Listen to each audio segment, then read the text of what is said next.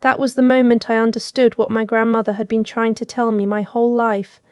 The estate attorney's office smelled like old paper and cedar, the kind of smell that belongs to rooms where serious things happen. The afternoon light came through the blinds in thin strips, landing across the conference table where my brother and his wife sat on one side, my parents on the other, and me at the far end. Still in the dark blazer I'd worn to the funeral 2 days before because I hadn't really unpacked anything else. I wasn't supposed to be there. That's the part that still gets me when I think back on it. My mother had texted me the address that morning with nothing else. No, how are you holding up? No, see you there. Just an address and a time, like a doctor's appointment. I showed up anyway. My grandmother, Nana Dot, everyone called her Dorothy, but nobody dared use that name to her face, was a retired Coast Guard commander. She'd served for 26 years, stationed everywhere from Kodiak, Alaska to Key West, Florida. She used to say the ocean didn't care who your daddy was or how much money he made, and she ran her life the same way. Precise. Earned. No shortcuts. She raised my mother mostly alone after my grandfather died young. Then my mother married my father, had my brother Marcus and me, and somewhere in that process my parents decided that Nana Dot's discipline and her careful life were quaint, old-fashioned, that her little house on the water outside Beaufort, South Carolina was adorable but modest, and they were destined for bigger things. They were not wrong about bigger. They spent their whole lives performing bigger, but they were wrong about almost everything else. I was close to Nana Dot, in a way that used to embarrass my brother. I spent summers there from the time I was 8. She taught me to navigate by stars. She made me read every morning. Not for school, just for the discipline of it, she said. She had a way of sitting with you on the porch while the marsh turned gold in the evenings and asking questions that took you a week to answer properly. Not because she was hard to talk to. Because she listened like your answer actually mattered. When I was 19, I told her I wanted to apply to the Coast Guard Academy. She didn't react the way my parents did, which was badly. She just looked at me for a long moment and said, "Make sure you want it for the right reasons, because the right reasons will keep you going when everything else tells you to stop." I got in. I served 8 years. I was 29 and just finishing my service commitment when she got sick, and I drove down to Beaufort and stayed for 3 months while she declined. My parents visited twice. My brother visited once, for a weekend, and spent most of it on his phone discussing a property investment with my father. She died on a Thursday morning in October, peaceful in her own bed, with me holding her hand. My mother arrived 4 hours later and cried in a way that seemed calibrated for an audience. The will reading was scheduled for the Monday after the burial. That morning I woke up in Nana Dot's guest room, the one with the whale print curtains she'd had since before my mother was born, and I made coffee the way she taught me, with a pinch of salt in the grounds, and I sat on the porch and watched the herons move through the marsh. I didn't know what was in the will. She'd never discussed it with me. That wasn't how she operated. She didn't talk about money as a subject. She talked about it as a consequence. Save consistently, she used to say. Live below your means. And when you have something to give it where it will do something real. I had no idea what the house was worth now. Beaufort had changed a lot in 20 years. The whole South Carolina Lowcountry had. What used to be a quiet military and fishing community was now a destination, and her property. 4 acres on a tidal creek, deep water dock, renovated farmhouse, had appreciated in ways she probably never tracked because she wasn't the type to watch numbers like a scoreboard. What I didn't know, sitting there with my coffee, was that my father had done exactly that. He'd had the property appraised 6 months earlier. I found this out much later. At the time, I just thought he seemed unusually alert for someone in grief. The attorney's office was in downtown Beaufort, above a hardware store. His name was Mr. Callahan, and he'd handled Nana Dot's affairs for 15 years. He was in his late 60s, reading glasses on a chain, the kind of man who said exactly what needed to be said, and nothing extra. He greeted all of us. He offered water. He sat down, opened the folder, and began. The house and property went to my parents. The investment accounts, she had about $340,000 in a brokerage account, carefully accumulated over decades, split between my parents and my brother. There was a separate bequest for her church, her car, a 2021 Subaru Outback she bought the year before she got sick and barely used, to my brother's wife, and to me, her books. Her navigational instruments, the real ones, brass and wood, things you could actually use, a handwritten journal covering her years of service, and a letter, sealed, to be opened by me privately. My father nodded slowly while this was read, the way someone does when they're confirming math they've already done in their head. My mother reached over and squeezed his hand. Nobody looked at me. Mr. Callahan finished reading, set the document down, and asked if there were any questions. My father said no. They understood everything clearly and began gathering his jacket from the back of his chair. Mr. Callahan said, "There's one more page." My father said, "I think we have everything we need." Mr. Callahan looked at him over his reading glasses. He said it the same way he might read a tide chart, flat, certain. "Mr. Voss, there is one more page." He laid it on the table and read it without preamble. The additional clause stated that the property and liquid assets transferred to my parents were held in conditional trust for a period of 4 years. During that period, 2 requirements applied. First, I was to be permitted to reside at the property whenever I was not on active assignment, at no cost, for as long as I wished, without interference or conditions. Second, my parents were to continue Nana Dot's existing monthly donation to the Beaufort Literacy Foundation, $300 a month, automatic transfer, which she had maintained for 11 years. If both conditions were met for 4 years, the trust dissolved and the assets transferred fully and permanently to my parents. If either condition was violated, the assets reverted entirely to me. There was a silence in that room that I can only describe as the sound of arithmetic being done very fast by people who did not like the answer. My brother's wife cleared her throat. My father said, "That seems highly unusual." Mr. Callahan said, "Mrs. Voss was a thorough woman. She drafted this herself over several conversations. It reflects her intentions precisely."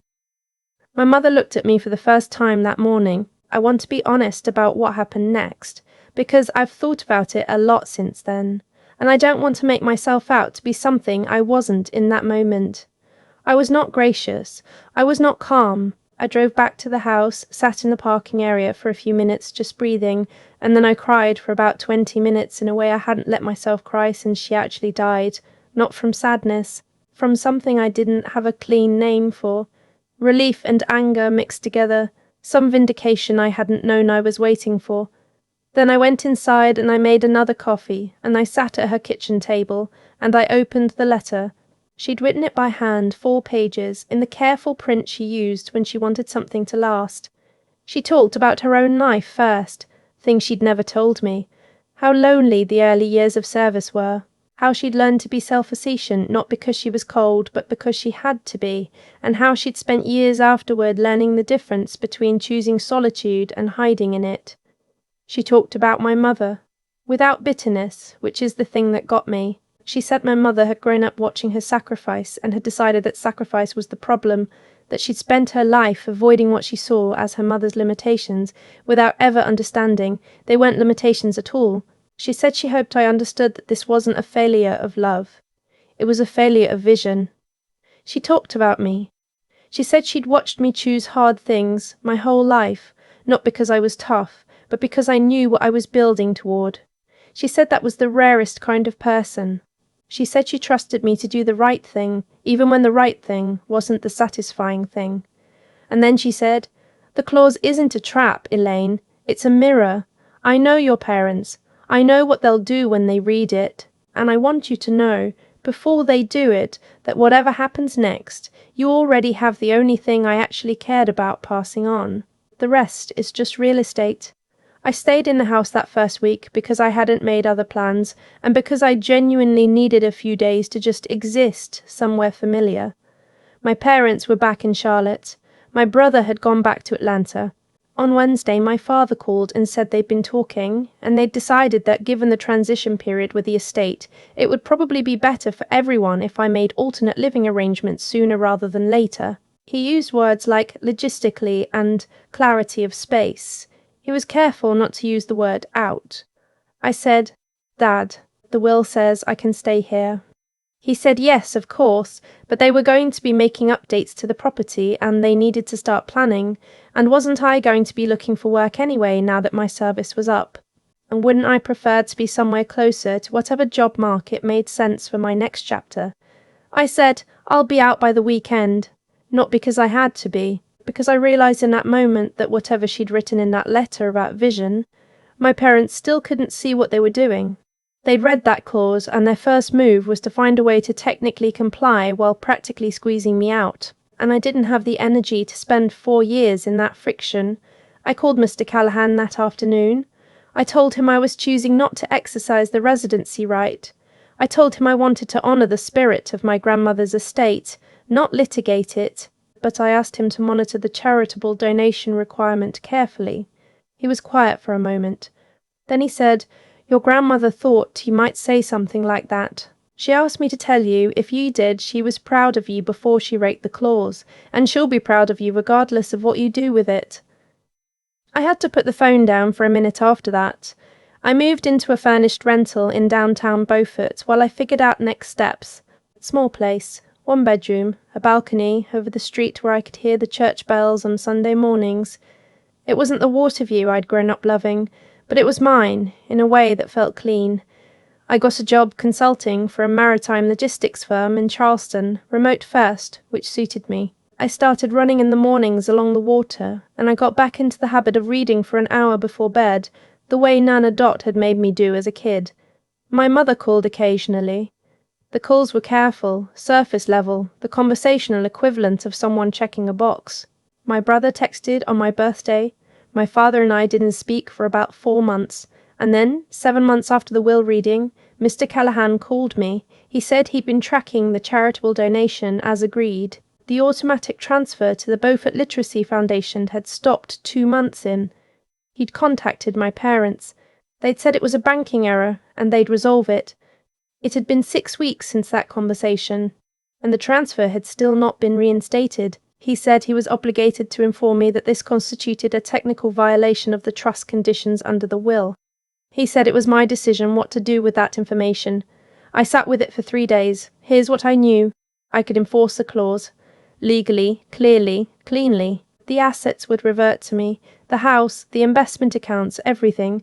My parents would get the Subaru and the conscience of knowing they'd fumbled a 4-year requirement in month 9 because $300 a month felt like a condition they could quietly let expire.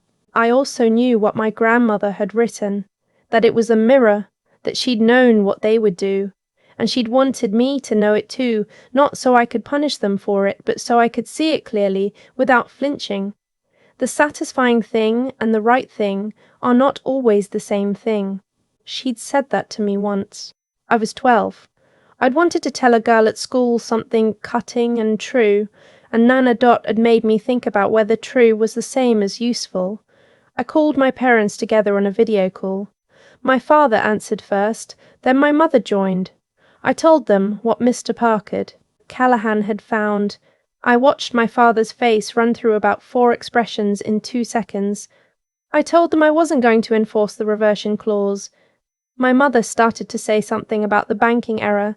I said, I believe it was intentional. I think he thought no one was tracking it. But I'm not telling you this to argue about it. I'm telling you because I want you to know that I know, and because I want you to reinstate the donation, not for me, for the 11 years she gave to that organization and what it meant to her. My father said he needed to think.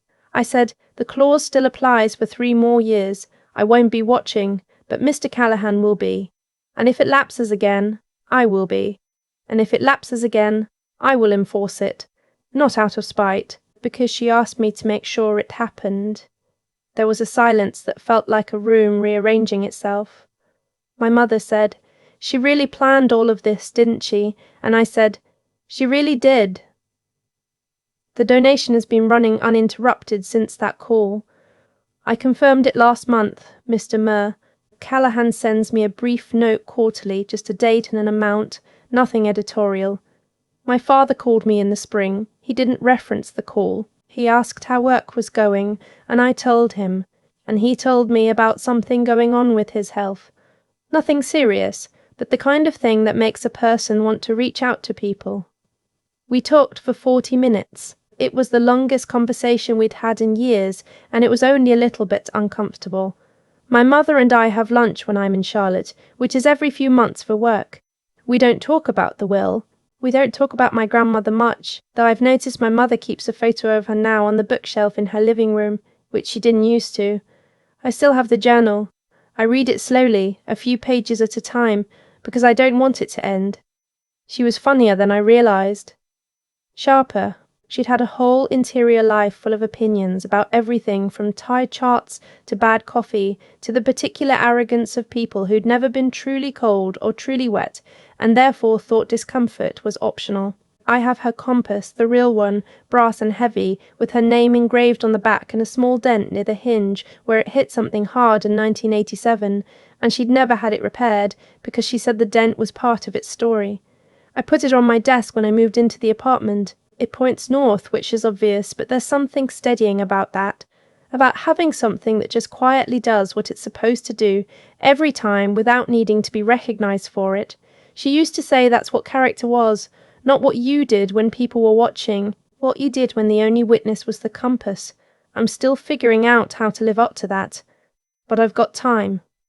And she left me good directions. I've turned this whole thing over in my head more times than I can count. Not the legal part, that was actually the simplest piece of it. What I keep coming back to is the timing, the way Nana Dot set everything in motion years before she got sick, quietly, without telling anyone, and then just waited to see who people would be when the pressure came. That's not luck. That's not coincidence. That's what happens when someone pays close attention to the people around them for decades and draws the only honest conclusion available.